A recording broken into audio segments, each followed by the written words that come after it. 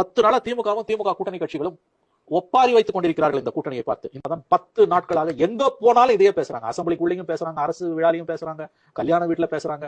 எங்க போனாலும் திமுக அதிமுக பாஜக கூட்டணியை பத்தி திமுகவும் திமுக தலைமையும் திமுக கூட்டணி கட்சியும் இவங்க ஏன் பேசுறாங்க? அப்ப இந்த கூட்டணி இவங்களை எங்கேயோ பெரிய அளவில் டிஸ்டர்ப் பண்ணுது. திமுகவையும் திமுக தோழமை கட்சிகளையும் திமுகவின் நிலைய வித்வான்களையும் திமுகவின் தொங்கு சதைகளையும் திமுகவின் ஊதுவிடலாக மாறி போன ஊடகங்களையும் அதிமுக பாஜக கூட்டணி பெரிய அளவில் சஞ்சலத்திற்கு உள்ளாக்கி இருக்கிறது. இவர்கள் அஞ்சுகிறார்கள், திமுக தோற்கடிக்கப்படும் அடுத்த தேர்தலில் என்று.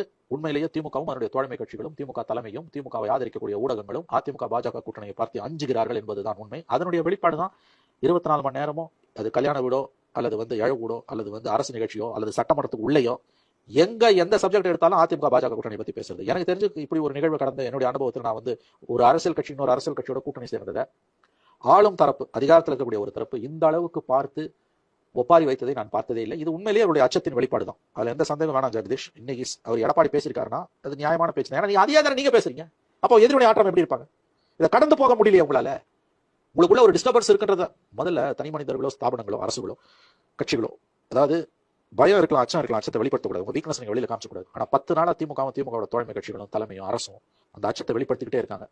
அப்படின்னா இந்த கூட்டணி ஒரு மிக வலுவான கூட்டணி என்று அவர்கள் அஞ்சுகிறார்கள் என்பதுதான் என்னுடைய பொருள்.